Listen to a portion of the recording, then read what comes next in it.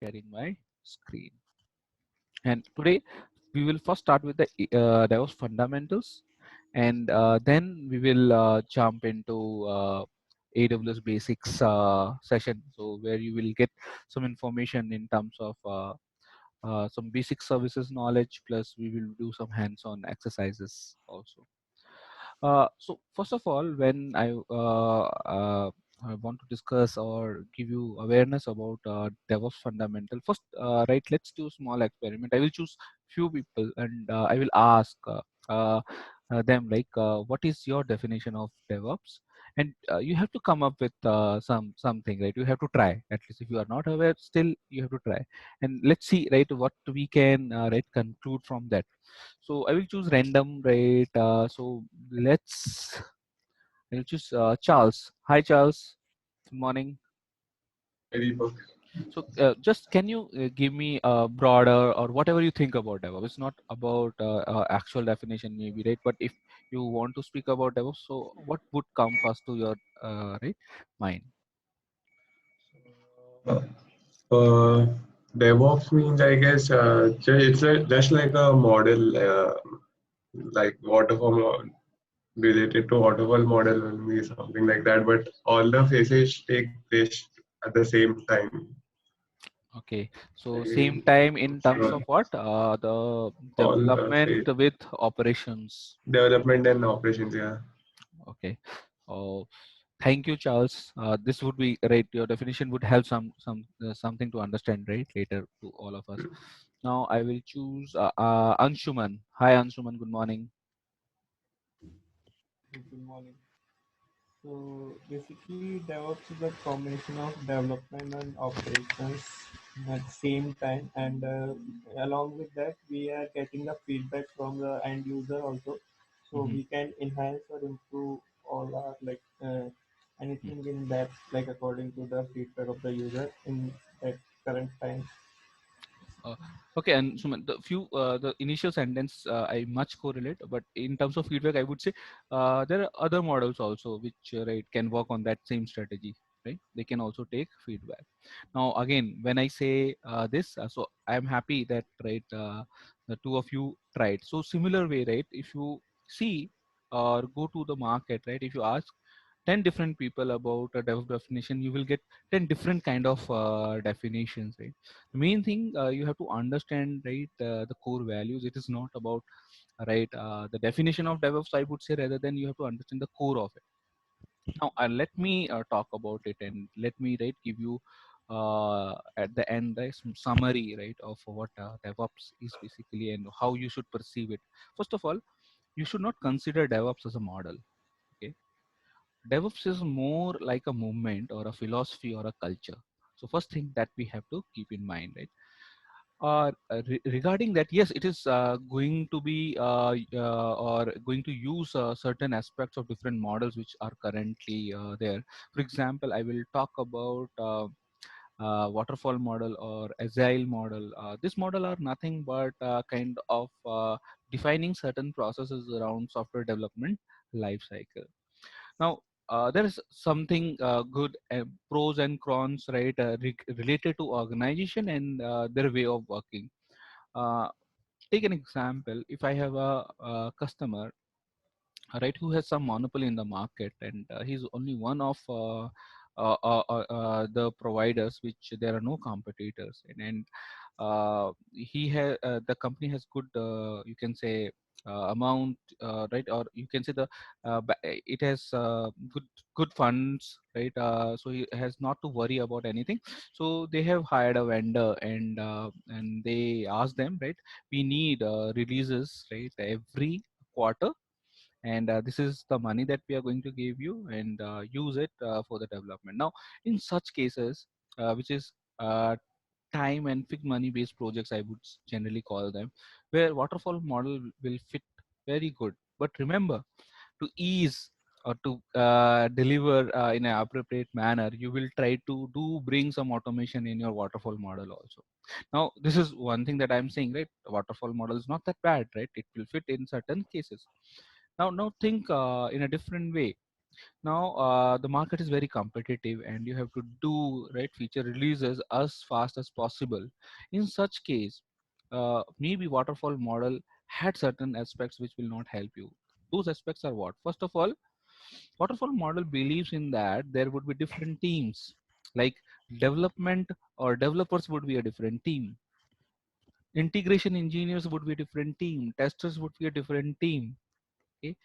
Or UAT engineers would be a different team, operations a different team, and they could be geographically separated. So now what happens in this case, for example, when your teams, okay, are geographically separated. Now my screen is shared, right? Yes. Yes.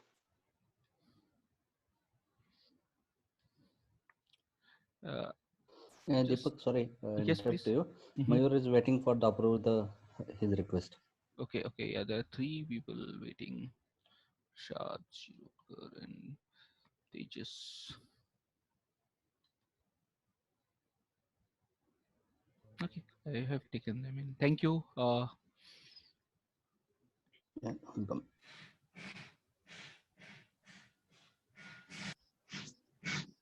So, say for example, there are business stakeholders, and the business stakeholders will plan or will also identify, right, on what items you should work. For example, they would say you, okay, we had a feature in existing product that have to be built. So they will ask product manager or project manager to right start working on them, and they will come up with some plan, and that plan would be what, right, let's do the development in this amount of period, maybe right in 3 weeks or 4 weeks.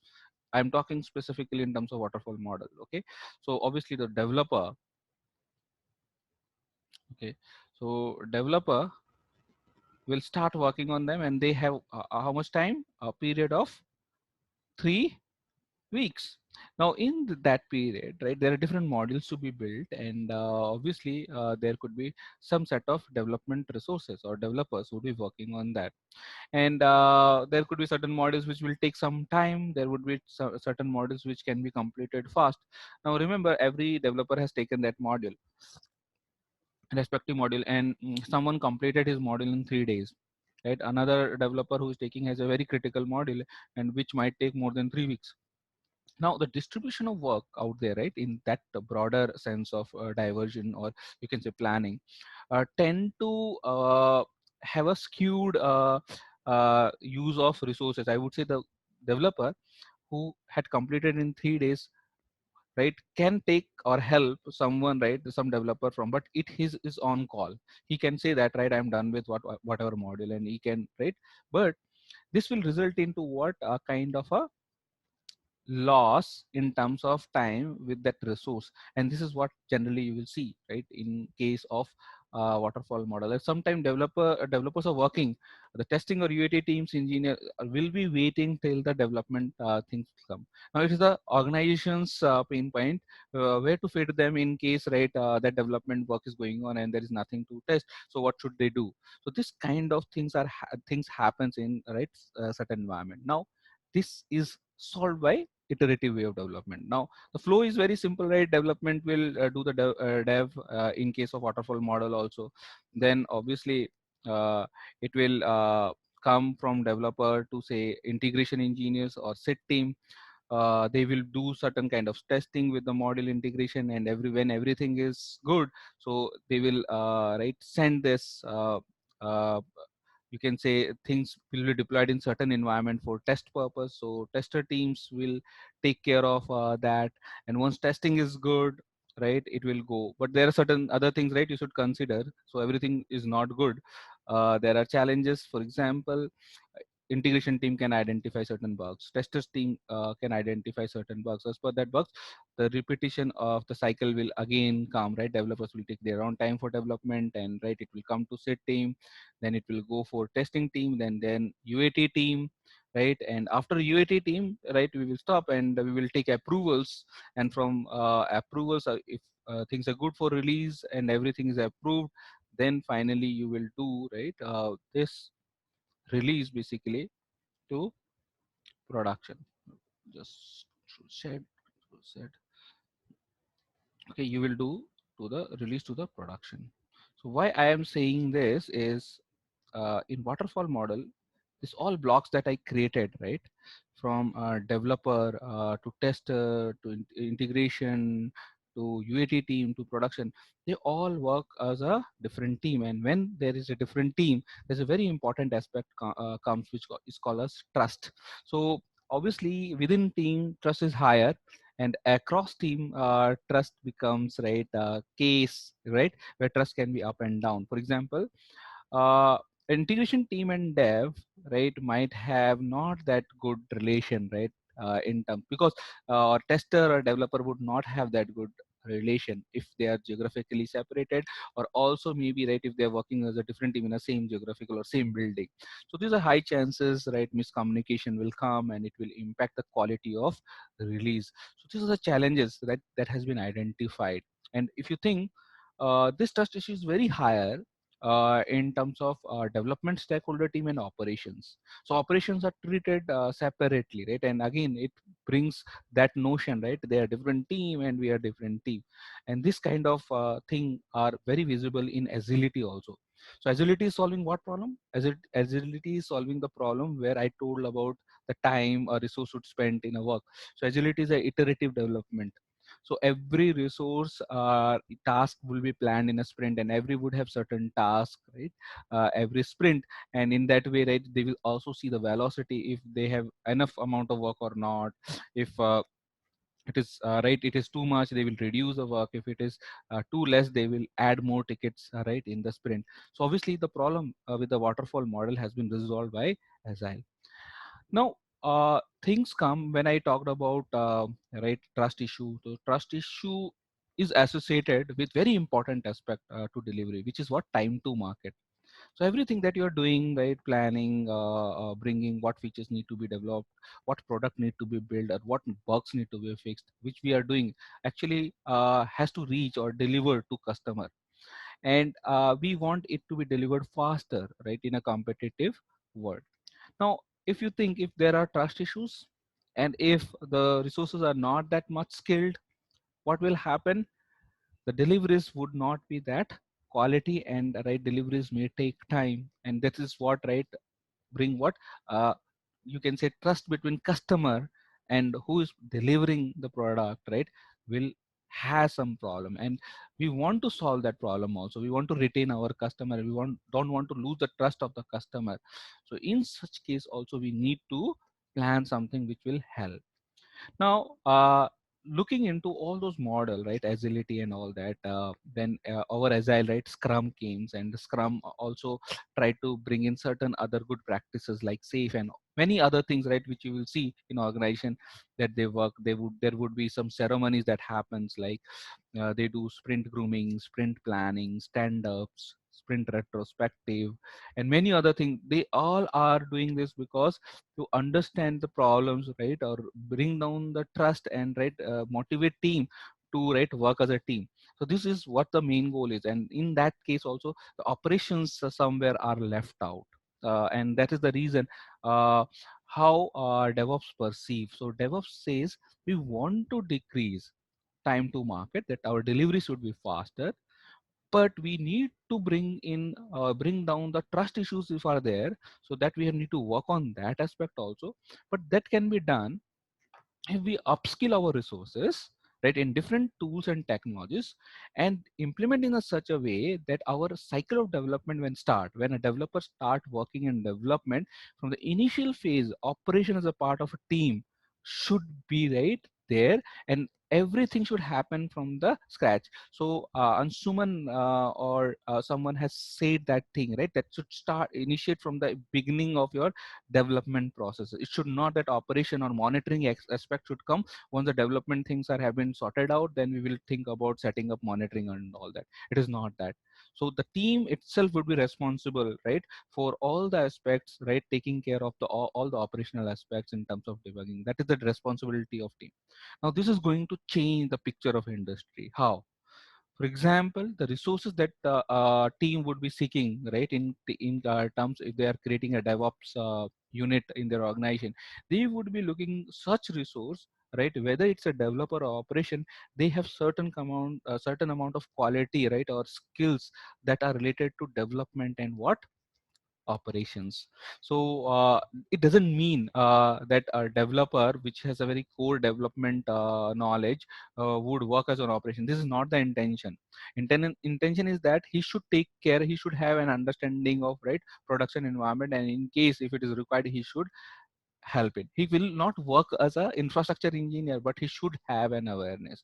So this is one important aspects, right, that DevOps want to bring in. That is what DevOps says. So if I summarize, so DevOps is a movement or a philosophy which thinks that we can improve into, right, a repetition or delivery of our you can say feature, product, or bug fixes very fast if we reduce the trust issues within the team, with customer, with automation. And for that we need to upskill the resources in different tools and technologies. Now in this there comes important aspect, and I will definitely talk about those pillars of DevOps that someone asked we should talk about. So those pillars are communication, collaboration, integration, and automation. Now I will do some pictorial representation, right, regarding these pillars, and understand how these pillars are very important. Okay, so Uh, first of all, when I talk about this, we will be talking about continuous integration, continuous delivery, and, right, continuous deployment as you can say core of any model where they want to implement and DevOps want to adopt it, and DevOps had adopted it. But it comes of the third pillar, that is integration. So when I say communication, communication means what? For example, I'm a developer. Okay, or a developer could be what, an infrastructure developer would be there, right, in terms of, you see, right, automation is coming in, someone who is a very good knowledge and can provision, right, infrastructure for developer who can, right, put his development products what he's developing and, right, provide to the customer. So a developer can be defined as or you can say software can be defined as two parts. So first part could be that application software, and then we have what, system softwares. So without right, a system software application would not work smooth, right? So obviously, so infrastructure engineer would definitely will be taking care of creating resources, right, in data centers, and putting appropriate system software so that a developer who is developing his application can work seamlessly. So obviously when you're working in DevOps, your role could be like a DevOps engineer who would be more inclined in terms of setting infrastructure, provisioning infrastructure. There would be a DevOps developer who would be part of team and doing, right, coding, but he would also have knowledge of, right, how the infrastructure has been provisioned, where are the entities. So whenever his application fail, he can also go and, right, help in resolving the operational issues. Hope you're getting my point. If you have any query, questions in between, do let me know, right, because this is important part. Without your base fundamental, you will not perceive when you are learning the tools and technologies. So you should be very clear in this part. Okay, now for example, a developer would be there, and a developer wants to write a code and also want to start code. What he will need, what information he will need before starting development? Requirements. Obviously, right, this is Yeah. what we call requirement. From where the requirements will come? From the client. So there are many sources, right? One is client. Okay, Yeah. Control Z. Let me take this here and write those points. One, you said, right, it will come from customer or client, whatever, right? Second, In Scrum Master also give the requirement. so Product owner. when Product I owner. product owner, correct. Yeah. So generally we have, right, product engineers, right, within the team, or you can say, right, architect and product manager, right, will come up with certain idea. So I will call, right, product owner. Would we write down? with right architect right in place, right? They will both come together and discuss about right how to do that. Any idea? There could be any more people who Business can. So monitoring systems, so business. business analysts, okay, they can also give their inputs. And when you are implementing this continuous thing, right, there should be a continuous monitoring, and from monitoring, right, there will come what feedbacks, okay, which might not customer is aware of, but while you're monitoring you will see certain behavior, and right that will come also as a feedback from your system, right? So that is what the various channels right from this kind of request may come, and this is a part of planning and how you are going to solve that problem. Obviously customer and client use cases need to be studied. If it is yes as per the accord, as per the right science or whatever they want is there, or if they want something new, right, some billing or something like that would come in place, right, if it is a customer request. Now product owner is right giving something or architecting something in terms of how the product should work, and if there are certain problems in the product, right, they will try to solve in terms of optimization, and many other things will come. Business analyst would be analyzing right whatever customer had said is there or not. If we can implement in a different way and we can intimate that this is a right approach, right, this will all come from product owner and business analyst right discussions. And feedback is certain kind of issues or bugs which are happening, and you are right getting receiving it from your right continuous monitoring system in place. Those can also be implemented. So these are various right things which will come as right planning, I would say. And from planning, a developer will start doing right work. So I will create a box here, right, and I will say right it's the planning part that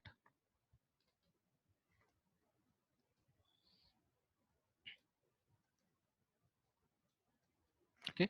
So once right planning is in place, and this process would be always continuous. Obviously planning will happen regularly, right? If it's a right a running product, things will go like this, and it will come to developer.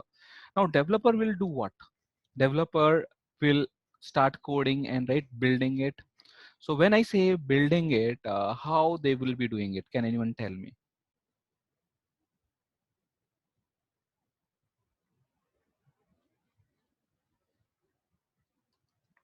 Building means what? They have certain documentation, and on the basis of the documentation, we have start our coding. Or means Yeah, so developer will definitely do code, but code is raw code, right? So to convert it to an executable or something which will work on system, right, it needs either to be compiled, right, or written in such a way that it should run right wherever you deploy. So developer definitely use certain IDs, integrated development environments, in which he might be a Java developer, a C developer, or a Go developer, or say when we talk about provisioner, right, they might write some code in in Terraform or CloudFormation or Ansible. So they would be using YAML or something, right? They would be doing some code and building a package or playbook, right? So this activity where developer, when build a code and when commit to a source code management tool like Git, right? What happens?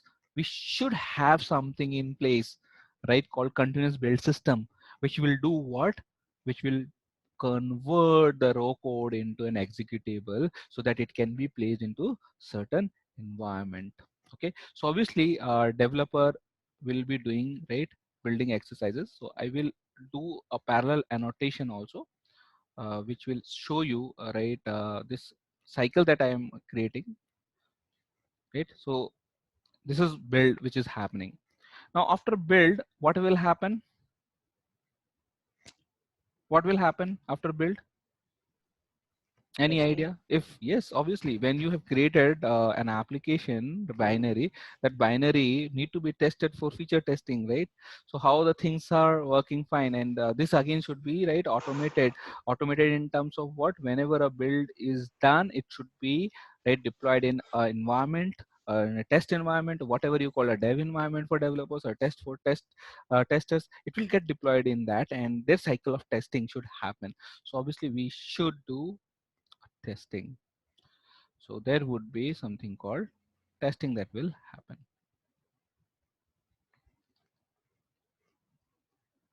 Now we have to understand in this part what is continuous integration. Can anyone tell me?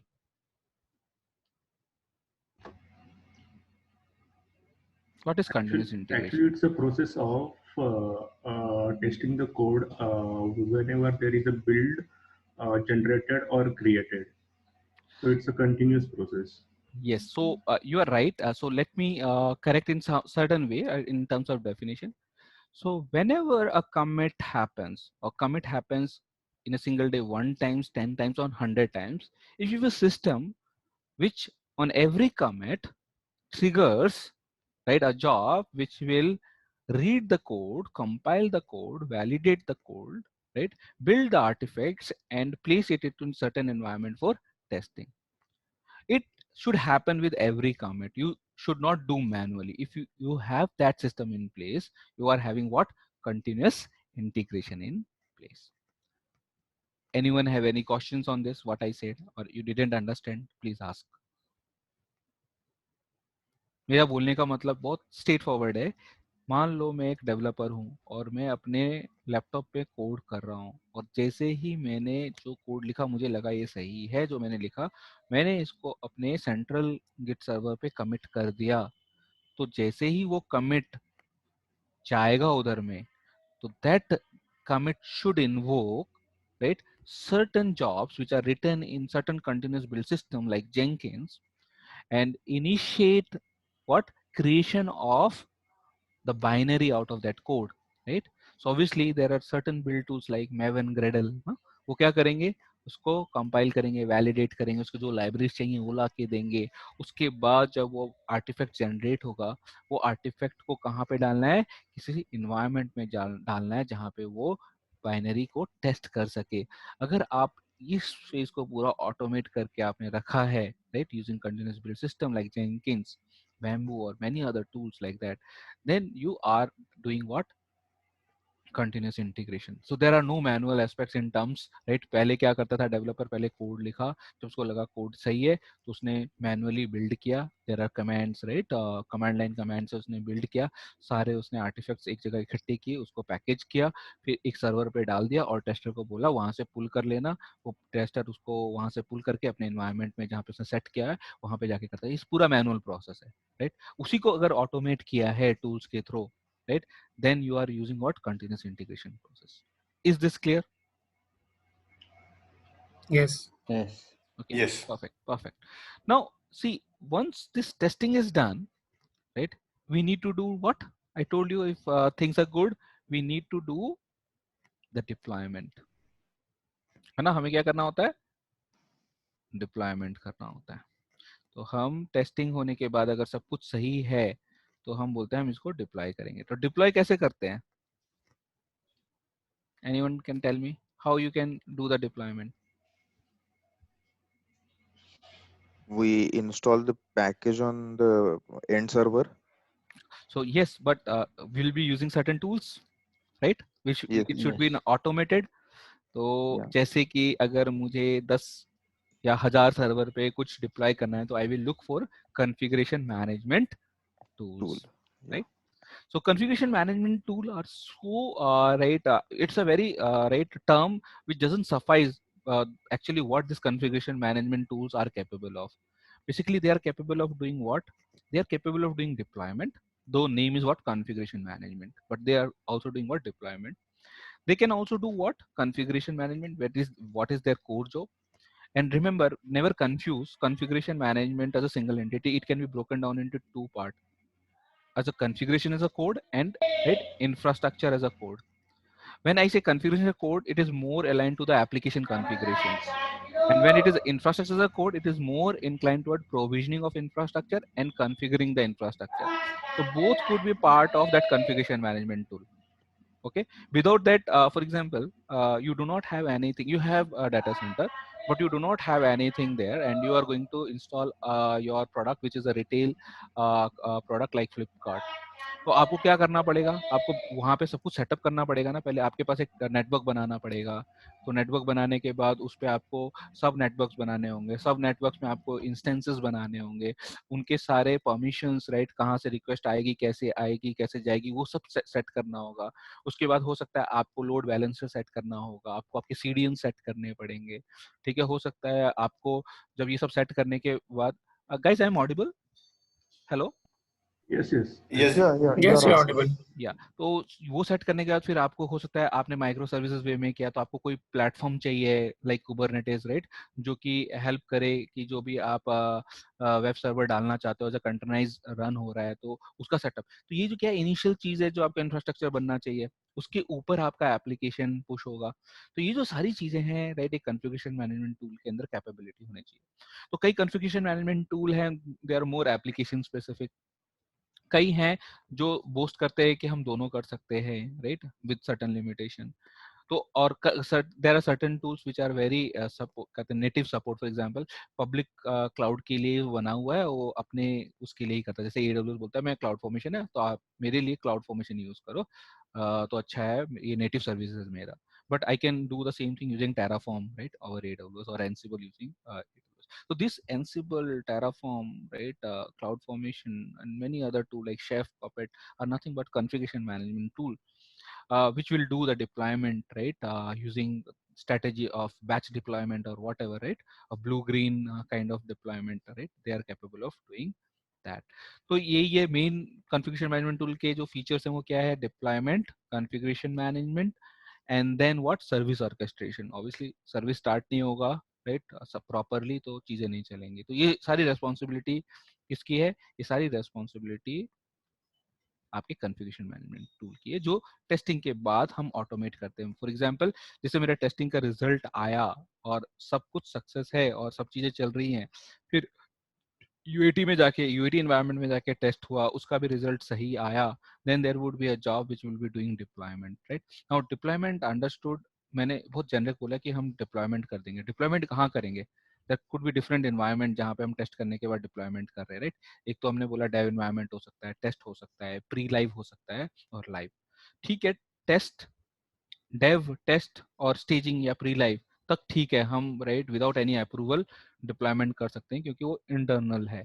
But जब production की बात आती है, वो customer facing चीजें हैं, right, तो हम वहाँ पे क्या करते हैं, जनरली स्टॉप करते हैं, और जब तक अप्रूवल नहीं आता है तब तक हम वेट करते हैं या रिलीज के लिए वेट करते हैं। रिलीज का अपना एक टाइम होता है, राउंड टेबल्स होते हैं कि भाई ये सारे टेस्टिंग हुए, क्या जा रहा है क्या नहीं जा रहा है, तो so that there would be proper understanding, we are either not releasing something which should not be released, or we are releasing to customer and we are intimating that customer that we are going to release that. So all those sort of things, right, are taken in that approval phase. And when I talk about continuous delivery, I don't take care about approval. मैं जब continuous delivery की बात कर रहा हूँ तो मैं एक सिस्टम की बात कर रहा हूँ। मेरे पास एक ऐसा वे ऑफ डिप्लॉयमेंट है जहाँ पे जैसे ही मैं कमिट करता हूँ और सब कुछ टेस्ट वेस्ट सारे इन्वायरमेंट में टेस्ट होकर अगर वो प्रोडक्शन में डिप्लॉयमेंट करने की कैपेबिलिटी रखता है, तो I had created a continuous delivery system. So continuous delivery is something in which in every commit you are capable of deploying it in any environment you want. Then you are what? You have created a system which is called as continuous delivery. Is it clear? Continuous delivery. Yes. Yes. Then Yes. what is the difference between continuous delivery and continuous deployment? So obviously continuous deployment would be subset of continuous delivery. जब तक continuous delivery नहीं होगा आप deployment नहीं कर सकते.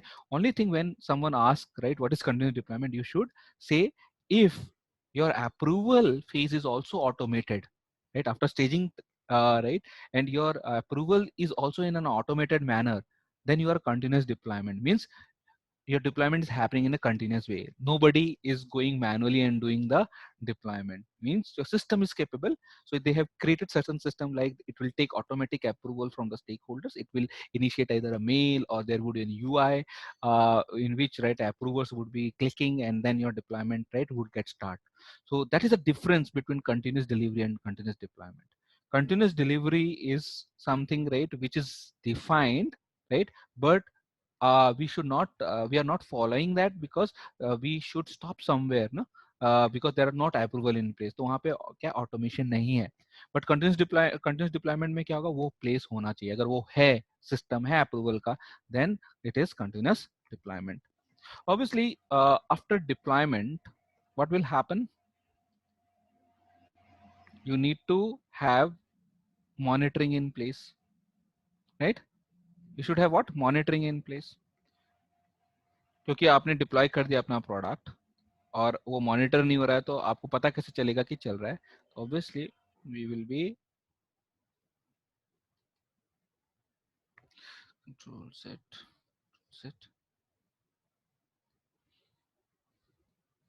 we'll be doing, right, continuous monitoring, and through monitoring what we'll get?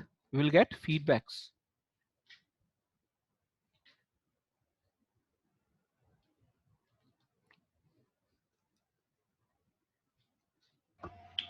And this feedback will be used for planning. So this is monitoring means it's a testing, right? It's a live proving of the feature that we have deployed on the prod server, right? So you can break down into two. Live proofing is something we call validation in production, right? तो Okay. चीजें चल रही है कि नहीं चल रही, but जब आपने कोई सिस्टम रखा हुआ है और आप देख रहे हो कि वो फंक्शनल है कि नहीं है ना? मॉनिटरिंग हो सकता है क्या, जैसे आपका जो हार्डवेयर है, राइट, वो ही चल रहा है कि नहीं चल रहा है, जिस पे एप्लीकेशन चल रहा है, वो डाउन नहीं होना चाहिए, राइट? वो डाउन हुआ तो एप्लीकेशन नहीं चलेगा. दूसरा, एप्लीकेशन है certain issues like memory leak हुआ या कुछ उसके कारण एप्लीकेशन बिहेव सही नहीं कर रहा है ना? तो जब तक आप Infra मॉनिटरिंग monitoring. नहीं, हाँ, जब तक आप मॉनिटरिंग नहीं रखोगे, इंफ्रा मॉनिटरिंग या एप्लीकेशन मॉनिटरिंग नहीं रखोगे, तो ऑब्वियसली क्या होगा? You will not able to identify the failures which are happening, है ना? Okay. Now there is something more which our current industries is doing, right, which is something called as I'm forgetting the word, right? It is anomaly. Yeah, anomaly detection is one of the scope that is, right, happening nowadays. So anomaly detection is what? Before system getting falling down, right, we should have an indication that a system will, right, crash. So such kind of monitoring should also, right, we should plan. For example, we should have we definitely do earlier also कि जैसे memory usage अगर इतना के ऊपर जा रहा है, so we should indicate and someone should go and check, right, what is happening with the system, why it is, right, increasing So or it is a not an expected behavior, right? So yes, please. so it is a early detection of the infra issue, right? Infra, application, both. When I use monitoring word, I'm talking both, right? Infra contains Infra. what? Application. So Okay. infra should be also there, and your basically application would be monitoring. So Okay. generally this is the gap, right, that has to be filled in DevOps. So generally an application developer will always think about application monitoring, not infra monitoring, correct? But in DevOps, a developer should think about what? Infra monitoring also. He should keep in that mind, or have that, right, knowledge of infra also, so that he can think, right, in terms of infra also. Generally, infra monitorings are request, right, from operations to developer that you should also create certain tools, right, or monitoring tools in which also our infrastructure is managed. But generally, it was taken care by operation engineer who can do some automation over that. Okay. तो ये जो चीज है, ये जो gap है, ये एक सिंगल टीम करेगी जहाँ पे ये operational aspects related to, right, infrastructure और रिलेटेड टू एप्लीकेशन, राइट, दोनों उनके हाथ में होगा. And both are, right, not both, a single team would be responsible for both the aspects. ठीक है. Now feedback will go to planning. That is what happens, right? And through planning again, this thing is continuously, right, moving like this. So the same diagram that you have seen, right, in a, right, I have designed because of my bad or this tool that I'm using, Draw.io. So this is how, right, this thing will move always, right? It will start from planning, the development, building, testing, deployments, monitoring, feedback, again planning, and, right, this continuous cycle will help. And right, this is something, right, DevOps is adopting. So if you see this part, let me in hopefully I can take dotted ones. I mean to say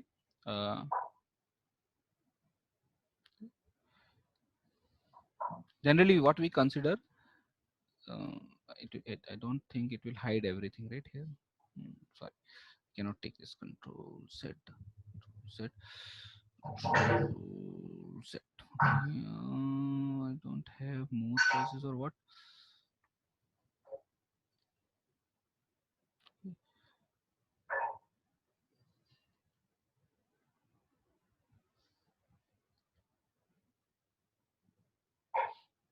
So I mean to say, for example, rather than looking for it and wasting time, so this development, okay, this developer building, testing, and right, this part, right, comes under right, development stakeholders, deployment, monitoring, feedback, right, this part, right, which right, comes under what, the operations perspective.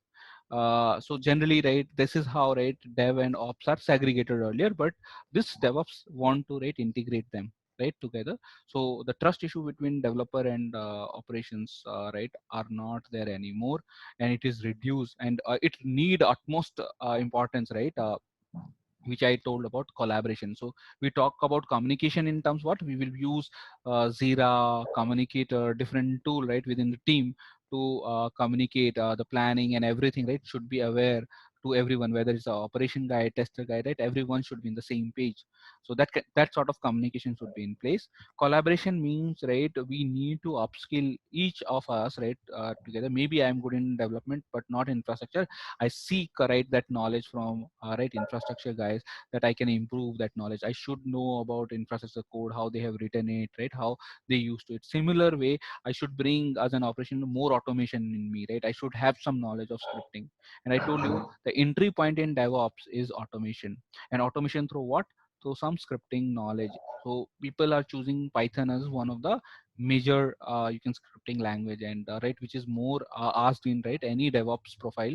They will look for either you should be very good in shell scripting or Python, right. That is one of the prime need, right, beside your core skills.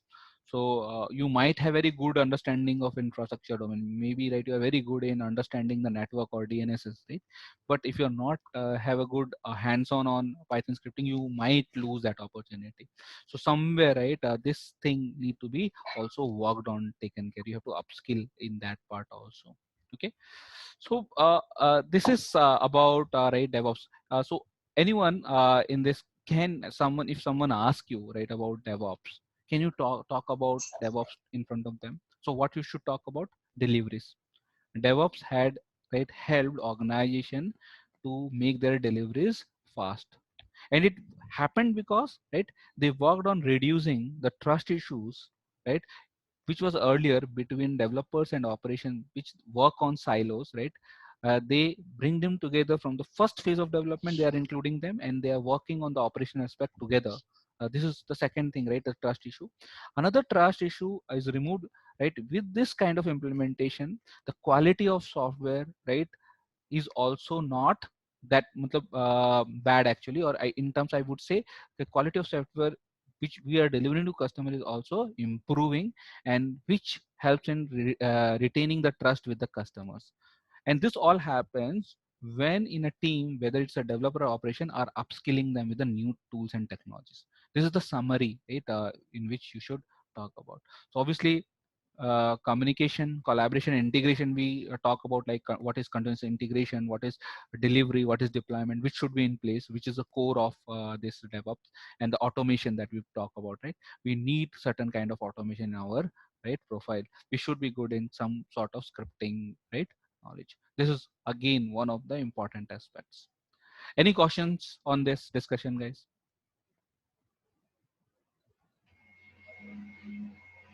You can ask any question, whatever is coming in your mind, right? You should not refrain, clear it. It would be better. Deepak, at which level scripting is required? Means at the building, testing, or deployment stage? Means at which? In every stage, right, it may come, right, whether you are say for example you're developing code, right, and it needs to be, right, you need to do the building of that. For building, right, you might need to write certain automation in your Jenkins job as a developer. So at that time you might not be using Java to do that, right? You might be using scripting. Similarly, if you're working in Ansible as a tool, right, and you have to write a custom module which is not there, which is a module which is not provided by Ansible module, then you might have to write something, right, in Python. For example, if you're using a dynamic inventory in Ansible, you might have to write something. Similarly, in Terraform, you might have to do certain inclusion of certain shell script in the Terraform to do certain activity in certain environment out there, right, or certain instances. So somewhere or other way, right, this kind of small automation scripts, right, comes in picture. to each stakeholders, whether it's operation or whether it's a developer or whether it's a tester. Okay, so shell scripting is applicable across all the stages. Yes, I would say if not cell script, if organization not adapted कि नहीं हम जो भी छोटा मोटा automation करेंगे हम Python से करेंगे तो Python use करेंगे. But what I have seen, right, scripting, cell scripting is somewhere everywhere, right? हर जगह है वो. Okay, thank you. Now in terms of कितना awareness होना चाहिए, see for example in the experience level, right, of 2 to 4 years I would say, right, which I will call, right, which falls under a DevOps engineer, right, if they have very basic knowledge, right, where they can, right, start learning would be fine for them. But with an experience level of 6 to 9, they expect that you have some hands-on experience, right, you have written certain scripts, and all those expectation would be there, right, while hiring process is going on. They will expect that you know that. And for higher, for example 12, right, they will be more looking into in terms of you have knowledge, and you can do also implementation with, right, overall domain specific knowledge, and right, team related knowledge or consulting related thought process, right, in with your technical abilities. So this is how, right, market is perceiving. Okay. Okay, any more questions? Yeah, Deepak, Mm-hmm. could you please explain continuous integration and continuous delivery in terms of both web application deployment and Android or mobile application deployment? Sure, How sure. would it work? Let me tell you, right. Yeah. Say for example I am a web developer and I am using, right, say for example Node.js, or say as a my base server for coding, right, or maybe I am using HTML5 or React, right, whatever the tool I am using. So I will be coding in that as a developer, right, creating web pages and everything. And when I am writing this code, I need to do what? I need to build it, right? I need certain build tool for that. Maybe I'm using Gradle for that. Take an example. Or maybe I'm writing a front-end application in Java, right? Java technologies. So I might use Maven, right, which is very closer to Java. But it doesn't mean Maven is only can do for Java. Maven can also compile for React and all that, right? Maven has that capability. They have bringing that, and Maven is much popular, and right, developers are much aware of Maven. तो मैंने code लिखा, raw code लिखा, और मुझे चाहिए कि उससे मैं एक वार या जो भी, राइट, पैकेज है वो क्रिएट करूं. तो वार is what your actual, right, base code for deploying it in certain web server, और उस वेब सर्वर पे आप वो कोड को डालते हो. ठीक है. फिर वेब सर्वर पे जब वो कोड जाता है, वहाँ पे अगर वो रन हो रहा था तो people can access that, right, और browser and do that, right. Basic understanding बोला. Now think in terms of automation. मैंने कोड लिखा अपने गिट पे, मैं पेजेस बना रहा हूँ, ठीक है, डेवलपमेंट कर रहा हूँ, और मैंने अपने लोकल इन्वायरमेंट में ऐसे ही टेस्ट वेस्ट भी किया जो भी है वो बनाने के बाद, और मुझे लगा ठीक है, तो मैंने क्या किया, वो कोड कमिट कर दिया. जो भी मैंने लिखा, मेरा जो रॉ कोड है अभी तक वो वॉर नहीं बना है, राइट, मैंने उसको कमिट कर दिया. मैंने जैसे ही कमिट किया, मैंने ऑलरेडी जेंकिंस या किसी भी टूल पे क्या एक जॉब लिखा हुआ है, उस जॉब में मैंने इंटीग्रेट किया हुआ है आपके रैपो को, जो गिट में जिसपे आप कमिट करते हो, उसको मैंने जॉब में, जेंकिंस जॉब या कोई भी जॉब में मैंने इंटीग्रेट किया हुआ है कि इस पे अगर कोई भी कमिट आएगा, either your source code management will invoke that job, Jenkins job, or job will poll for that code change, right. अगर उसमें कोई commit आया है तो उसको poll करके fetch करेगा. वो code को fetch करता है, fetch करने के बाद validate करता है कि भाई इसको क्या क्या लाइब्रेरी चाहिए इसको build करने के लिए, क्योंकि आप जो लिख रहे हो वो तो आपका आर्टिफैक्ट है, बट आपने उसके अंदर बहुत सारी चीजें यूज की होंगी थर्ड पार्टी लाइब्रेरीज. वो सब चीजें हैं कि नहीं है मेरे को, क्योंकि मैं बिना उस लाइब्रेरी के मैं आपके कोड को बिल्ड पैकेज नहीं कर पाऊंगा. तो पहले वैलिडेट करेगा, वैलिडेट करने के बाद कंपाइल करेगा. अगर कंपाइल सही हुआ, सब कुछ हुआ, उसके बाद वो क्या करेगा, उसका यूनिट टेस्ट रन करेगा. ये जो चीजें जो मैं बोल रहा हूँ ये सब ऑटोमेटेड है. वो कौन कर रहा है, ग्रेडल कर रहा है या मैवन कर रहा है, जो बिल्ड टूल है वो ऑटोमेट कर रहा है. और वो आपने वो सब चीजें कहाँ लिखी, वो कमेंट्स वो जेंकिंस जॉब में लिखा है, जो ट्रिगर हो गया वो सब चीजें कर रहा है अपने आप. फिर जब उसने इंटीग्रेट किया, टेस्ट किया, इंटीग्रेट किया, पैकेज किया, तो आपने उसमें डिप्लॉय भी डाला हुआ है. डिप्लॉय भी एक फेज है, तो वो डिप्लॉय भी लिखा है. तो वो क्या करेगा, जब उस फेज में आएगा तो डिप्लॉय करेगा सर्टेन एनवायरनमेंट पे. अगर ये आपके एक कमिट से हो रहा है till deployment, then you are doing what, continuous integration. जो मैं डिप्लॉयमेंट बोल रहा हूँ, तो डिप्लॉयमेंट एक होता है लोकल डिप्लॉयमेंट, राइट, और एक होता है सर्वर जहाँ पे आप इन्वायरमेंट में करना चाहते हो। तो लोकल डिप्लॉयमेंट आप डेवलपमेंट इन्वायरमेंट के लिए कर सकते हो, है ना, कि एक जगह पे आपने डाला, so that developer can also write before giving it to tester will go and check कि राइट एवरीथिंग इज गुड और नॉट। जब उसको लगा कि हाँ सही है, देन वो क्या करेगा, एक्चुअल जो स्नैपशॉट डेवलपमेंट है वहां पे ट्रिगर करेगा, वो एक नया जॉब चलेगा, वो भी क्या करेगा, कंपाइल करेगा, सब कुछ जार बनाएगा और टेस्ट एनवायरनमेंट में क्या कर देगा, उसको प्लेस कर देगा।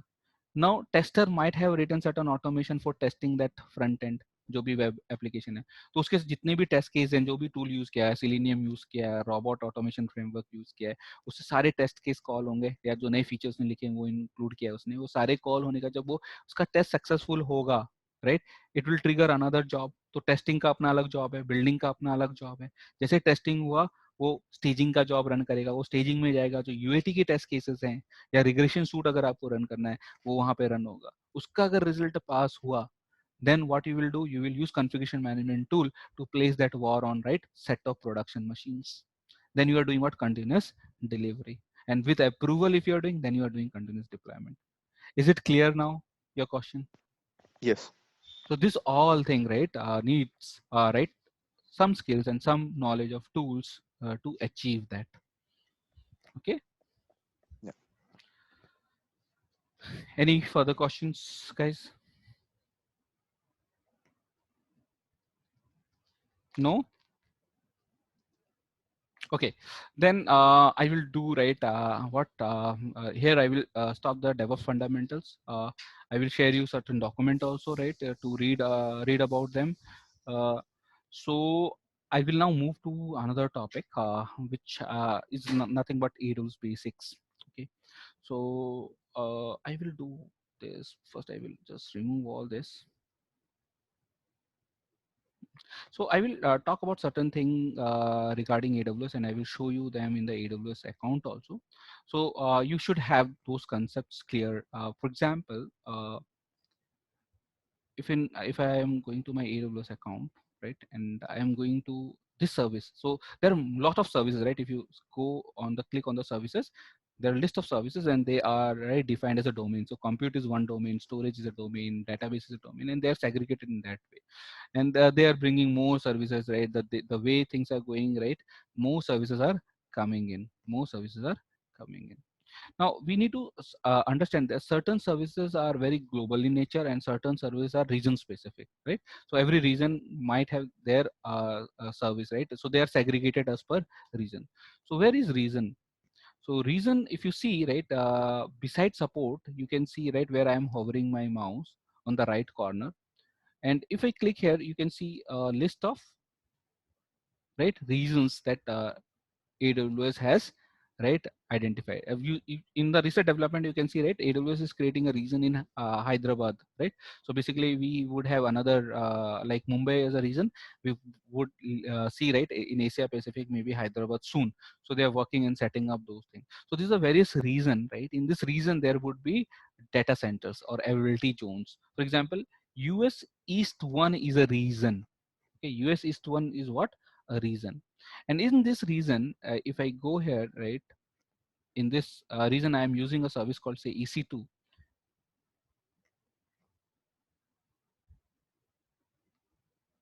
Okay, there would be certain availability zones. For example, if I click on instances, which is running one,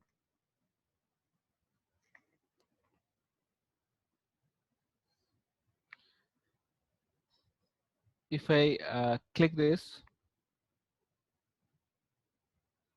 machine and see here the detail section of this instance, so we will get our availability zone details, right?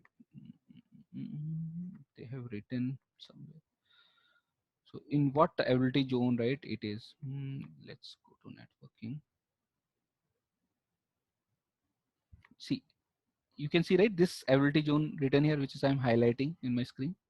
So it says US East 1A, right? Similarly, there could be US East 1B, 1C, right? In that way, there could be multiple data center within a region, and they are separated, right?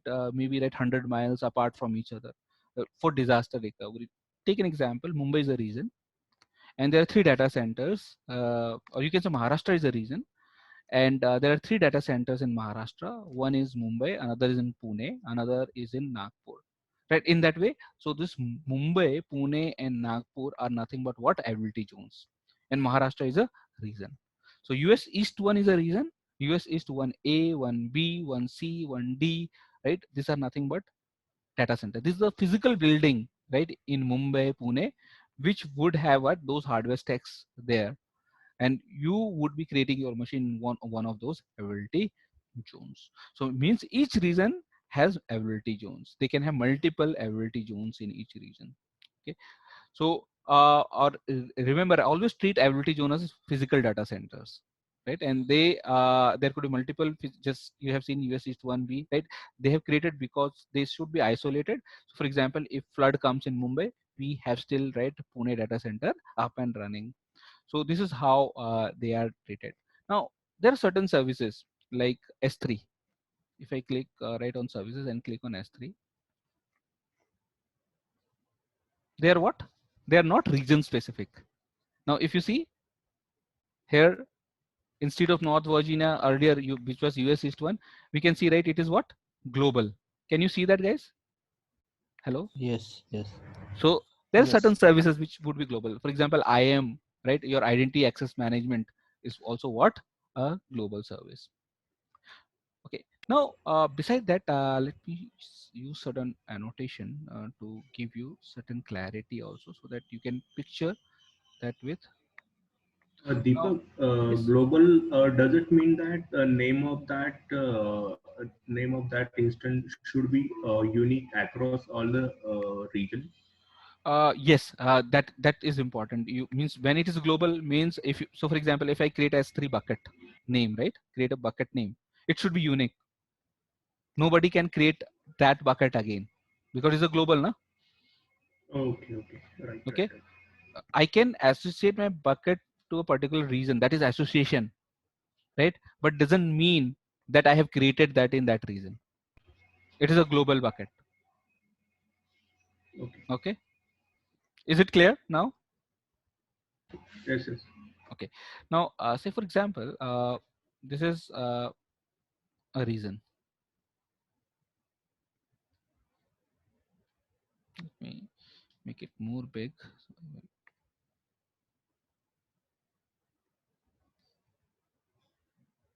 Okay, so this is a region. In region, I told you there could be multiple availability zones. So I will create 2 availability zones just for our understanding. So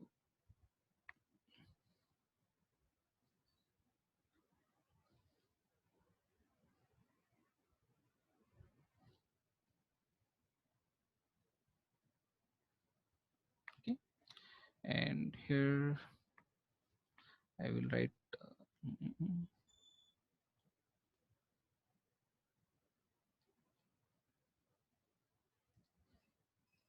region and Control C, Control V, called availability zone 1,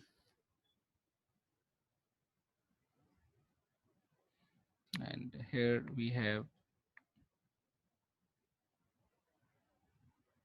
availability zone 2.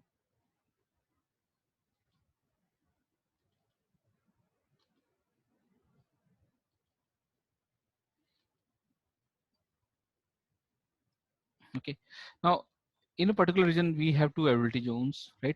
And in these availability zones are what? Actual data centers, right? These are physical buildings. Think like this availability zone are physical buildings. Inside that, I can create my own data center. Within a physical data center, I'm going to create my own data center, which is virtual, right? And generally in such case, we call them what? VPC, right? I can have my VPC in this right, availability zone. Say I have chosen availability zone 1, and here I had created, say,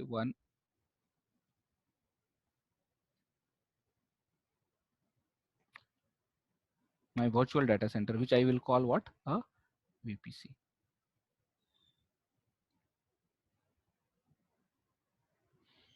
Taken a square. Okay, that's fine. Okay, so I will call it what? VPC. So VPC is what? A virtual private cloud, which is a virtual data center. You can think always like a virtual data center. Any caution in this part? This is important, guys. So it is like a network, right? In AWS, in say for example Mumbai region, in one of the Mumbai's data center, right, you had created your own network. So VPC would have certain size, right, or network size. So you will define a CIDR, right, for that VPC. तो आपने define किया कि भाई मुझे इतने pool का IP चाहिए, उस हिसाब से आपने एक वीपीसी नेटवर्क अपना डिसाइड कर लिया और क्रिएट कर दिया. नाउ इस वीपीसी में आपने बोला कि आई विल क्रिएट 2 सबनेट्स, मतलब जो मेन नेटवर्क है वीपीसी को, उसको आपने 2 में ब्रेक कर दिया. ठीक है, 2 नेटवर्क बनाया आपने. तो दिस आर व्हाट, जो मैं नीचे लिख रहा हूँ ये क्या है? सबनेट्स है. Got my point? Yes. मैं जस्ट यहाँ पे ऐसे सबनेट्स लिख देता हूँ. ठीक है, सबनेट, और इसको लिख देता हूँ which is a public subnet. Okay, similarly मैंने एक सबनेट इस पॉइंट ऑफ व्यू से बनाया कि वो प्राइवेट है, जो कि विजिबल ना हो आउटर वर्ल्ड को, इंटरनेट फेसिंग नहीं है. ठीक है, ये private subnet.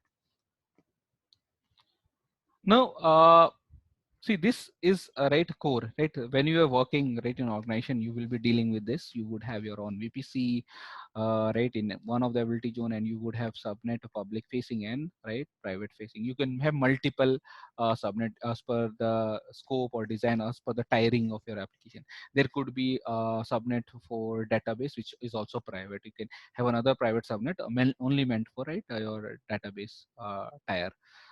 There could be certain private subnet for certain amount of instances which are in this private subnet, which should not be right internet facing, so that nobody can, right, because you want to secure them. And there would be certain public through which maybe right you want to access your internal host. So some host you have created in a public facing environment. This is clear why I'm saying this. Yes. Okay, now Yep. think about communication in a way, right, how a user would be communicating to this, right, AWS to a particular instance, right, in say public subnet. So मैं मान के चलता हूँ, मैंने एक instance create किया है यहाँ पे. ठीक है, let me make it small. In the private public subnet मैंने यहाँ पे एक instance डाला, जो अभी ने instance create किया ना, and say user from the outer world want to talk to it. तो ये एक यूजर है. ठीक है, ये इस मशीन पे लॉगिन करना चाहता है, जैसे हम लोग लॉगिन कर रहे हैं पुट्टी क्लाइंट से, राइट. हमारा लैपटॉप है, हम तो हम कैसे कर रहे हैं? हम इंटरनेट यूज कर रहे हैं उसे कनेक्ट करने के लिए, right. So there are two way actually. If company is a very big organization, so they will use a lease line that is called as direct connect in AWS. So they will use direct connect with that lease line and right connect. So the latency would not be there, right? It would be much faster. So there is a direct connect thing. So I will say either using direct connect. The way we are logging, we are not using direct connect. So we are using what? Our internet. We do not using lease line. We are having an internet connection through which, right, what we are doing, we are hitting with that right username and IP our SSH protocol to AWS. So obviously the IP is of AWS, so AWS will understand, okay, it is for me, so your request will come to that particular region. Okay, so there would be an internet gateway in AWS which will understand from the IP where it need to be routed. So it will route your request to that particular VPC. So it will understand it is for that particular network. So obviously it will. So internet gateway is nothing but a kind of a router. Okay, and this router will take you to the appropriate VPC. And here, since you are going to talk to a particular subnet, there would be a NACL. Okay, so NACL is what, guys? Can anyone tell me? Network access control list. So a kind of a firewall, है ना? Which will understand what should be entertained. तो क्या बोलेगा वो? Incoming traffic को allow करना है मुझे इस port पे बट उसी पोर्ट पे मुझे आउटगोइंग ट्रैफिक क्या करना है, डिनाई करना है। इस तरह का कॉन्फ़िगरेशन हो सकता है। तो इसको क्या बोलते हैं, स्टेटलेस नेचर ऑफ कम्युनिकेशन। क्या है, स्टेटलेस, जहां पे मैं एक पर्टिकुलर पोर्ट पे अलाउ करूं तो दूसरे पे उसको, उसी पोर्ट पे उसको डिनाई करूं। उल्टा भी हो सकता है, vice versa, incoming traffic deny किया है, आउटगोइंग अलाउ किया। अगर मैं इस तरह कॉन्फ़िगरेशन कर सकता हूं तो वो स्टेटलेस नेचर है। इसीलिए NACLs are what, stateless. That you understood और नॉट? यस और no? Yes. Yes. Yes. Interview में कंफ्यूज कर सकते हैं, ठीक है। वो पूछेंगे नेकल और ये सिक्योरिटी ग्रुप में डिफरेंस बताओ। तो फिर आपको पूछेंगे बताओ कौन सा स्टेटलेस है, कौन सा स्टेटफुल है। तो हमेशा याद रखना, नेकल क्या है, स्टेटलेस है, और सिक्योरिटी Stateless. ग्रुप क्या है, स्टेटफुल है। और Stateful. क्या किस लिए ऐसा बोल रहे हैं?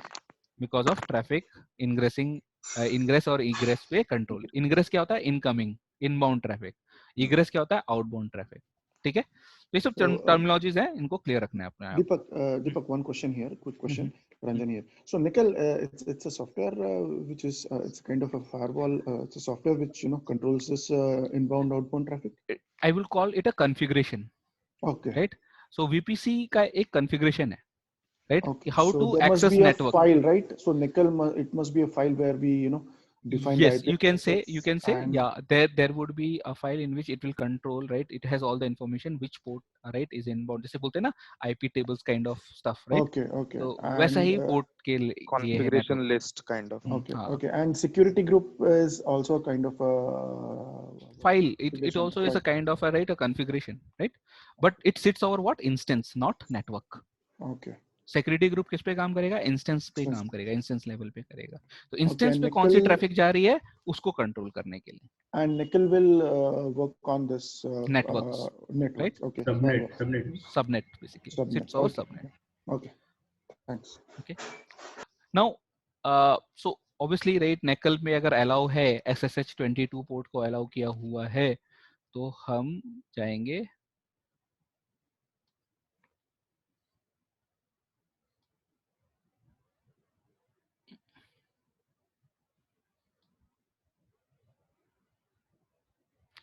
तो यहाँ से अलाउ हुआ, ये आएगा यहाँ पे, and now there comes security group.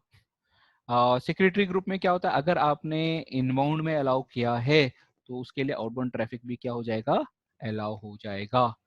तो इसका मतलब क्या है, इसका नेचर क्या है, स्टेटफुल है। सिक्योरिटी ग्रुप्स आर व्हाट, स्टेटफुल, अगर आपने अलाउ किया। अगर आपने डिनाई किया है तो both inbound and outbound would be what, denied. This is how, right, security group works.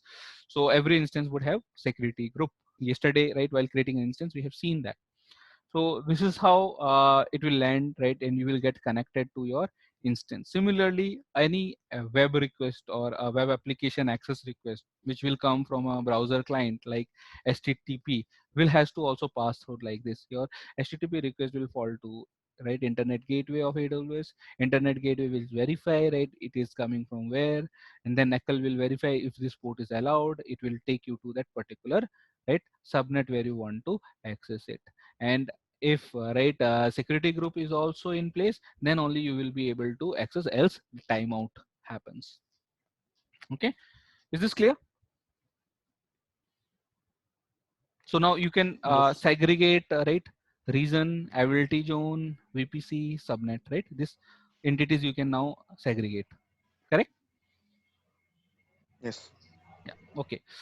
Now let's see how much time we have. 20 more minutes, right? Okay, now let's do some right, knowledge about the security aspect in terms of identity access in right, public cloud, that is AWS. You know the terminology IAM, which you should be very familiar with, right? What is IAM? Identity access Identity and management. access management. Right? So basically, your whole AWS security is here in IAM, right? So if I Sir, go, actually someone is waiting in the lobby. We'll have to okay, wait. let me check. Yeah, Pramod and Charles. Pramod is going in and out most of the times. Okay, maybe Yes. some network issue. Yes, there is some network. Hmm. Okay, I think everyone is in. So now I'm talking about another service which is, right, where the AWS security is taken care, and we call it IAM, right? So here you can search those services. So AWS has, I don't know whether they have improved their UI or cluttered their UI. So there are UI changes happened, right? And it's going on. They are keep changing their UI. So it has been changed a lot from what it was, right, 2-3 months back. Okay, so this is your IAM page, and you can see it is again a global service. And the things that we should talk here is basically the users, the groups, and roles. And with every operating system, right, they have their identity access management. You can correlate very easily with them, right?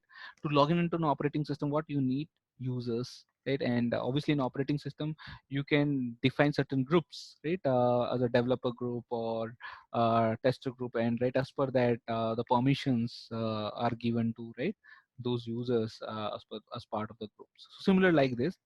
And roles is a very broader topic here, right? When I say roles, so roles is related to services, right?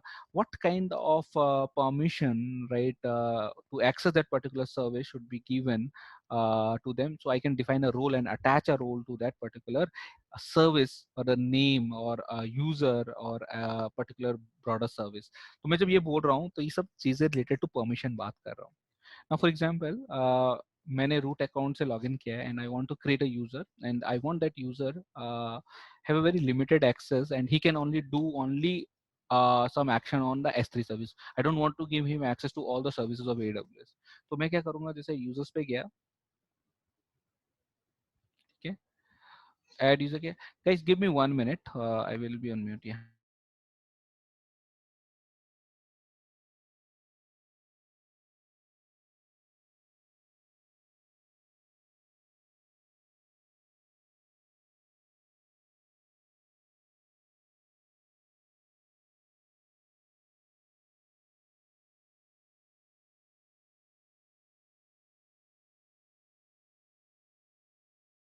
I'm back. So some thing came in. So okay. So I am where I'm creating a user and say my username is say Anshuman. Okay. And you can see, right, this user can have two type of access, a programmatic or ADOS. This is my choice whether I want to give him a programmatic access or both, or AWS management console access. Can anyone define me what is programmatic access? It is written, right? The screen. Access is given through command line interface. So yeah, if you want to interact using command line or script or using certain API, then you will be using what? Programmatic access. है ना? Obviously आप console से नहीं कर रहे हो तो आपको कुछ credentials तो चाहिए होंगे वहाँ पे interact करने के लिए. So it gives you an access key ID and secret access key, which you will configure from where you want to, right, communicate. For example, अगर आप एक ऑपरेटिंग सिस्टम से इसको एक्सेस करना चाहते हैं तो आपको क्या करना पड़ेगा, आपका सेशन बनाना पड़ेगा ना उसे कनेक्ट करने के लिए. तो हो सकता है आप AWS कॉन्फ़िगर करके ये एक्सेस की आईडी और सीक्रेट एक्सेस की कॉन्फ़िगर करोगे, और अगर वो सही से आपने डाला, AWS configure will help you to do that. So AWS is a command line, right, way of setting up access key ID and secret access key ID and communicating to machine. तो अगर आपने डाला तो AWS को के साथ आप क्या कनेक्ट कर सकते हो. नाउ अगर मैं प्रोग्रामेटिक एक्सेस दे दूं तो obviously it will give you access key ID and we will see. And say for example let me enable both AWS management console also. जब मैंने ये सेलेक्ट किया तो ये पूछ रहा है कि इसको कोई पासवर्ड देना है, तो मैंने बोला ठीक है, मैं इसको एक कस्टम पासवर्ड दे देता हूँ, से यूजर @123. सो पासवर्ड मैंने इसको यूजर 123 करके एक पासवर्ड दे दी, ठीक है. And after that, required password is no, I don't want him to reset. This is a fixed password that I have given. मैंने ये चीजें दे दी, programmatic access दी थी. Now I will go here. Next permission. Now here comes an important thing. Okay, this important thing is what? I can add this user to an existing group if I have. अगर नहीं है तो मैं group बनाऊंगा.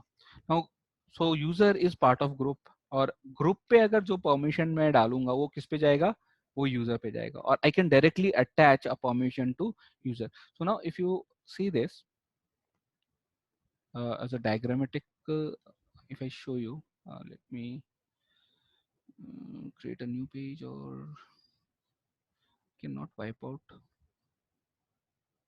Let me create another page. So it is something like this. For example, we have users.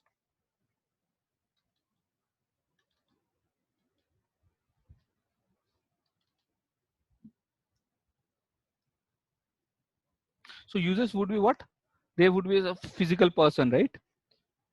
Generally, usually they would be a what? A physical person. Now we have groups. So groups are what? Functions, ना? Functions बोले तो जैसे कि admin एक function है, right? एक engineering team है तो वो एक function है, right? DevOps एक function है within organization. So those would be considered as a group, which contains what? Users inside it. Okay. And for internal usage, right? For AWS resources or AWS services, we have what? Roles. So कि administrative role होगा, right? तो उसको बहुत सारी चीजें resource के लिए बहुत सारा परमिशन होगा, राइट? और अगर वो लिमिटेड वाला होगा तो मैं ऐसा रोल डिफाइन करूंगा कि मिनिमम पॉलिसी, और वो अटैच करूंगा मैं। तो ये जो 3 एंटिटीज हैं, राइट, ये तीनों एंटिटीज किससे रिलेट करेंगे? Actually the policies that I have defined. So यहाँ पे अगर मैं बनाता हूँ तो यहाँ पे लिखता हूँ, तो I would have some policies. So these policies in AWS are a document, right, in a JSON format, in which, right, you define what this group, users or role can do, right, or cannot do. So this is defined in this policies. So obviously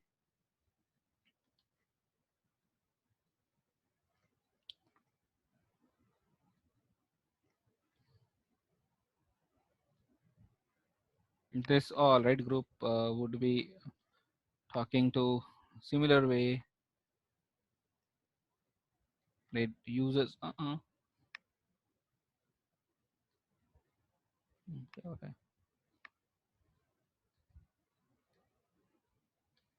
My bad. It's not giving me to take it. Users similarly, Control C, Control V. Okay, so they would be talking to policies, and policies will be applied to group.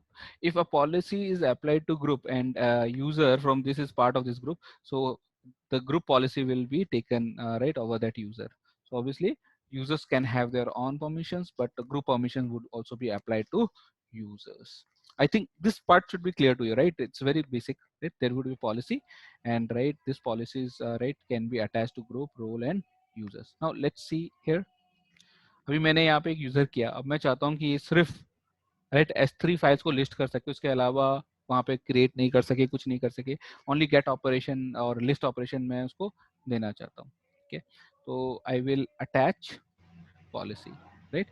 तो अभी जैसे add user to group नहीं करके मैं directly user को क्या दे रहा हूँ? एक पॉलिसी अटैच कर रहा हूँ। तो यहाँ पे पॉलिसी लिखा हुआ है, तो मैं S3 का पॉलिसी देखा, तो इसमें पॉलिसी आ रहा है S3 रीड ओनली एक्सेस। तो अभी अगर रीड ओनली एक्सेस को अप्लाई करता हूँ मैं, और इस पॉलिसी को अगर आप देखोगे, राइट, तो जेसन डॉक्यूमेंट है, तो इस पर क्लिक किया, तो अगर आप देखोगे इसमें क्या दिया हुआ है? इफेक्ट अलाउ, परमिशन क्या है? अलाउ किया किसके लिए? सिर्फ S3 गेट के लिए और लिस्ट के लिए। मतलब ये यूजर सिर्फ S3 बकेट को क्या कर सकता है? गेट लिस्ट कर सकता है और कुछ नहीं कर सकता। तो मैं इसको मैंने सेलेक्ट किया ही है। Now I will move ahead, next tags, right? if I want to give a tag to that user, I can give, else I can skip this, and this is what right is there. Now I have managed policy that I created, that is S3 read only. I can create an inline policy also. So what is the difference between managed policy and inline policy? So managed policy is what the policy is given by AWS. Some policies I can create myself, in which I can have, right, custom policy written. Those are known as what? Inline policy. Can you clear this concept? Matlab this thing is clear now? Difference between managed policy and inline policy?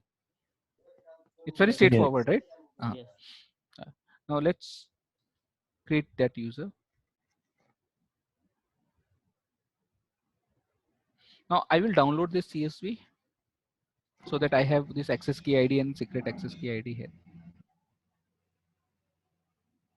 Okay. So Deepak, that Inline policies are created through a JSON file, right? Yes. So the way you can copy that right manage policy का JSON file and tweak it, right, and create a policy means आप जा सकते हो policy में create करने. For example, let me first I have downloaded, I think, right. Let me check whether it has been downloaded or not, and then I will show you. जो आप बोल रहे हैं उसको मैं, you are right, basically इस JSON पे ही करना है हमें वो. बट इनका खुद का एक एडिटर भी है AWS का, वो भी यूज कर सकते हो. So I want to see in downloads I have that ansuman.csv in place or not.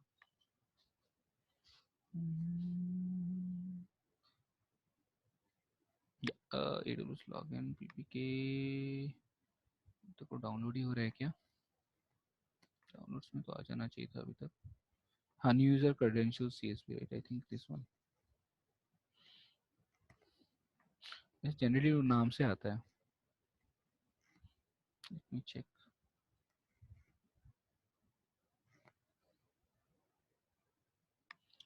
हाँ, this one, right? It's Ansuman. Okay, and these are the secret credentials. So this is the one.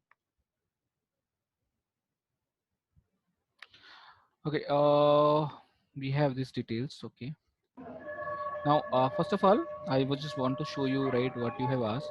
So now I will go back to this I'm done with this. I will close this and I will go to policy. Okay, here in policy, can someone mute himself? There's a lot of sound coming in. Okay, now here you can create a policy, right? And here if you see, right, you can select a service. This is the visual editor way of doing this. So if you say, for example, choose S3,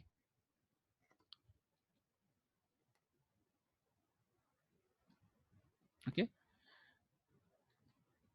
so S3, and in that you can define actions. Like for example, I just want list, I don't want read, only list, right? And I'm all done. Say for example, I can give another thing, right, which is to all resources, those who want to access S3. And in list, this all actions can happen: list jobs, list bucket version, list bucket, list storage, right? And then review policy, right? And then create policy. I will name it, right, S3 list. Okay, see, this is my permission name. I'm not giving any description. We should give anyway, right? When we are working on automation, we should have description so that we can come aware, right, what this policy is created for. Now if you see now, this policy has been created, right? And now we can search S3 list, and it is, see, it is says customer manage. It means what? It is an inline policy. Okay, you got it? Yes, yes, got it. And you can see the JSON would be there, right? So see, in this all, right, list related, S3 list related things has been come, right? So generally if you see in our that case, that was S3 colon list star. So list star means what? Whatever there in the list, right? Here it has, right, separated, and each list action has been written. Is this clear? Yes, yes. Yes. Okay. Now say when you create a user and you want to do AWS management access, what you should do, right, is you can use this console login link, right? And using username and password, you can access the console. And if you want to programmatic access, you would use access key and secret access key ID. So this part, right, which I just showed you in terms of downloading, right, we will be doing while learning Terraform and Ansible labs, where we need to configure this access key and secret access key ID, else our script will not work, right, in terms of talking to that user. Okay, so at that time I will show you, but if you're much interested, I would suggest you do this, uh, something like this. I can just show you as part of a lab activity that you should perform in terminal. So I'm not logging into AWS. Okay, I'm just using my terminal.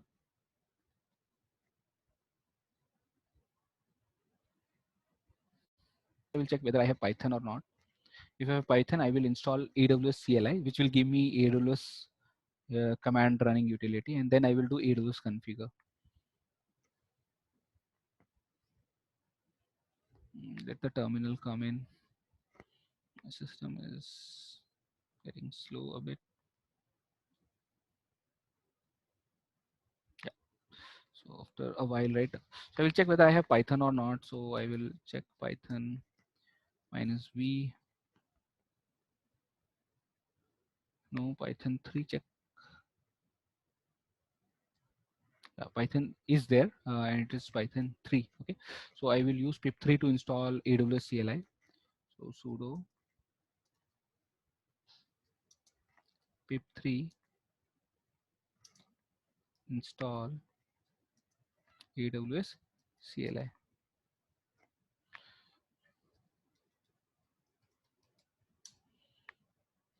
Pip3 is not there. Okay, let me check which. Okay, it's not there, so I need to install. So sudo apt get install Python 3 dash. Let's see if it's able to identify. Yeah, it is able to identify. I think so. See, yes. So pip generally by default it comes in when there is a Python. If it is not there, you can use Python 3 dash pip to install pip3. Or there are also Python script over internet get pip .py, which you can download and run in your system, your machine, right? It will also install pip for you.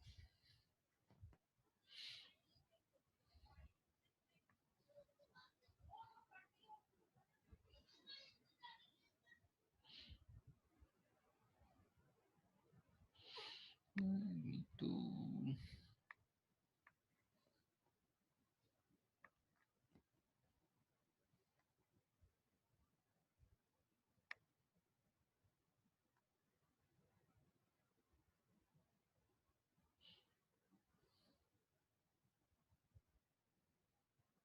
I think it's just about to complete now.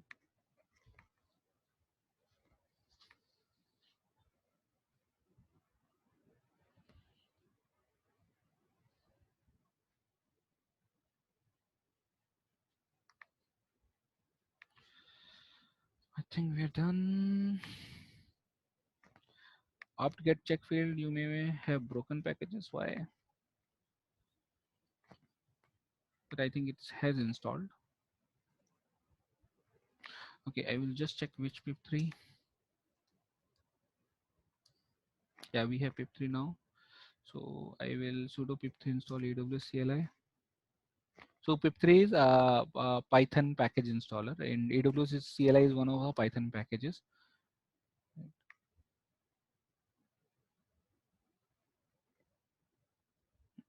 Installing AWS CLI, right?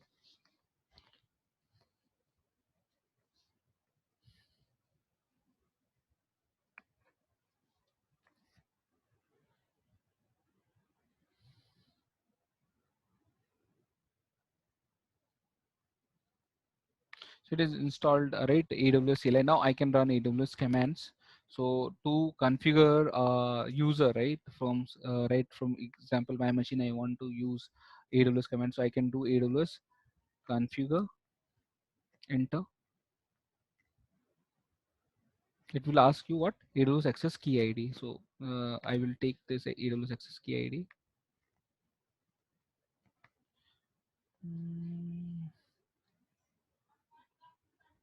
I will copy this.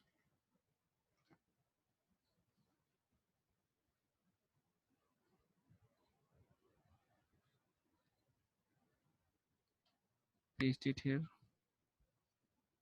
We'll take secret access key ID.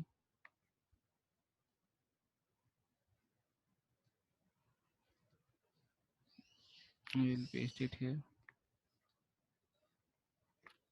Default region name you can keep it is none, right? and default output format is also generally JSON. You can keep it none also, right?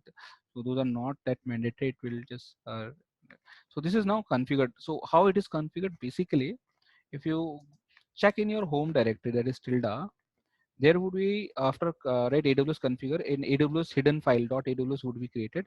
Inside there is a credentials, and in this, right, you can see, right, a default session has been placed, right, in which the access key ID would be this and this. Now I can run AWS command to check, right, like AWS S3 ls. So ls is allowed, right? If I do this, so it will connect to my account in AWS and showing me the buckets, right, which are there in AWS. My if you go to my S3 bucket, you will be able to see this buckets out there, the S3. Now, if I do any other operation like put or something, right, the command can be easily identified from the S3 documentation. So it will, right, fail in terms of, right, permission is not there. You can do that exercise, right? So identify the command, how to put a bucket. So create a folder here and try to put that name out there, right? And you will see. So these are the list of buckets that you will see, right? It has been, right, listed down here. So any question in this? Yes. So you have to try it. Okay. So what I have instructed. So I will stop here. Any questions before uh, ending up this session? Hello. Deepak, Mayur here. Yes, Mayur. Actually, this question is to you and all of you, all of the our team. That is it possible that next 3 days we can start session at 8? Then just it is right comfortability of all the candidates here. Yeah, Is that's why everyone I'm asking to everyone. is everyone fine with 8 a.m.? No. So Deepak, I mean, yeah. not for me. Deepak, just the Mayur and me tomorrow ongoing 3 days. Company have the schedule planning with our VP and directors. So for next 3 days to 9:30 to whole day. So Okay. we will So I will not do have. one thing. I will do one thing. I will close half an hour early, right? So join usual your time, right? So I will be closing right half an hour, so you don't miss right thing. Maybe, right, many people are not comfortable joining a bit early, right? Maybe, right. So it's better, right? So you have to leave by 9:30, Mayur and Pramod, right? 9:50. Actually, session will be start at 9:20.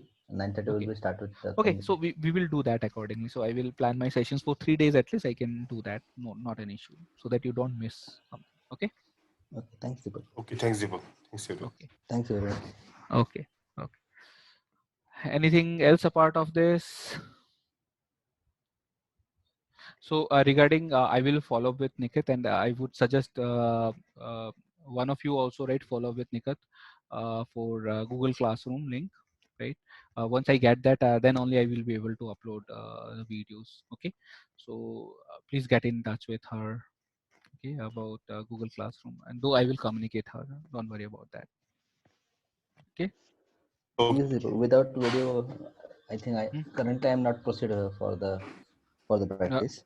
On So, hands, right? Yeah, yeah. that's fine. I would not say, right, because first of all, I want everyone to be very comfortable only with logging into the instances, right? That is my right prime. If you are able to achieve that comfortableness, right, then only for this, right, every start of session, 5-10 minutes, I would be asking that. If you're facing any challenge in terms of connection, let me know, right, so that I can guide you. I can ask you to share your screen, right, and show me, right, where you're facing the challenge, so I can correct them and, right, guide you. So that is what I'm considering. Okay. Deepak, hi, Sushil here. Sushil, yes. Yeah, as you mentioned, no, S3 bucket basically is a global one. So basically, when you're creating any bucket that we assign to any region, right? So yeah, we can associate, right, for access related stuff, but that bucket is a global. So For example, I want to create that bucket name what you have created, right? I will not able to create. It will say that bucket already exists. When it is region specific means every region have their naming convention, right? So with same name I can create a bucket name in different region. That cannot be there, right? So that means S3 is a global service, but bucket can be associated with the region. They're two different things. Okay. Got it, Sushil? Yes, yes. Yeah. Yeah, Deepak. Mm-hmm. When you say that it's S3 while giving a naming for File name. S3 bucket, Mm-hmm. is it unique for only your account or the overall accounts? Overall accounts. Okay. Okay. So It is a if you global. have created like right now you have created one policy like Say I S3. had created this bucket 2717 demo, but from your account, if you want to create this bucket 2717 demo, you will not be able to do that because it already exists. Okay. It will be published for the whole AWS Correct. structure. Correct. Correct. Okay. And what would be the limit of each bucket? I mean, how much? See, there is service limit, right? A bucket limit is also there. I don't know, remember the exact number, but once you hit, right, you can ask raise a ticket to AWS, so they can increase it, or right, give you certain considerations on that. That is possible. Okay. So there is in support, if you go, there is a section called, right, increase limit request. And the standard practice is S3 is used for file storage, right? Object storage, right? I rather than calling file, I will call it object. Object could be anything. Okay. Okay. Even a DB file as well. Yes. Yes. Okay. Um, Hi, Deepak, Sushil here again. Basically, when I'm going through the AWS stuff, they are recommended to not to create any service in a root account. They always create a See, user yes, account. they will say you for learning. You should not consider that. But yes, if you're working in an organization, why they are saying that? Because root account is not meant for, right, because if you're working, right, obviously you will be generating credentials for them, and if it is shared, someone can do something bad with your account, right? That is the main reason behind it. For but learning, you can do that, right? If they're warning you, you can ignore that warning for learning purposes, but for in organization you should avoid that for working in organization.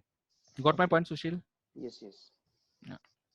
Yeah. While working in organization, they will only give us the access key and secret access key, right? It depends. They might give you console access also, but as a user, just like you have an active directory or username of your organization, right? Email ID or something, right? So using that, you can log in into your AWS account with limited privileges. Okay. I thought it was only CLI access and not the No, UI it one. depends. The It config depends one. upon organization to organization, right? Some might give you only CLI programmatic access, Yeah. right? If you're doing certain debugging, right, or certain other things, right, with AWS or infrastructure related stuff, they should have to give you, right, AWS console access also, because everything cannot be done sometimes using programmatic. For example, if you want to look into CloudTrail logs, right, using command line, you might download file, but it's easier sometimes to, right, debug through console also. Okay.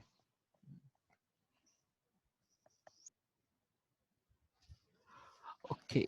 Anything else?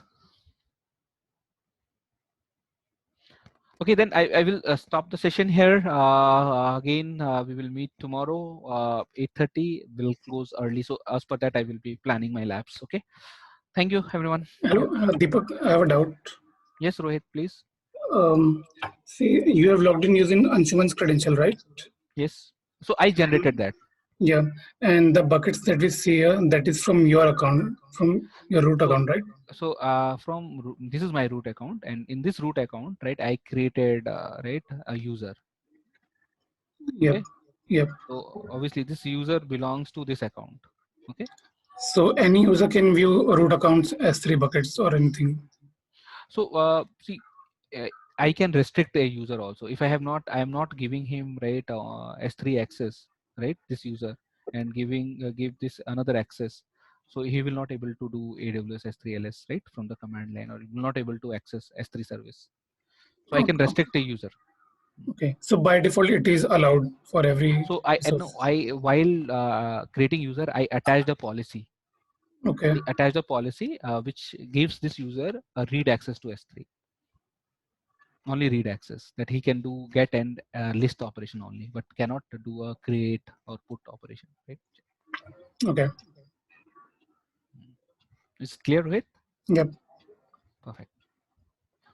Any last questions again?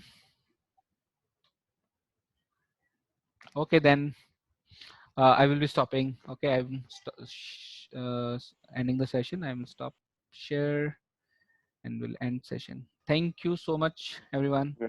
Thank you. Thanks, Bye. Deepak. Thank you. Thanks, Thanks, thanks a Deepak. lot.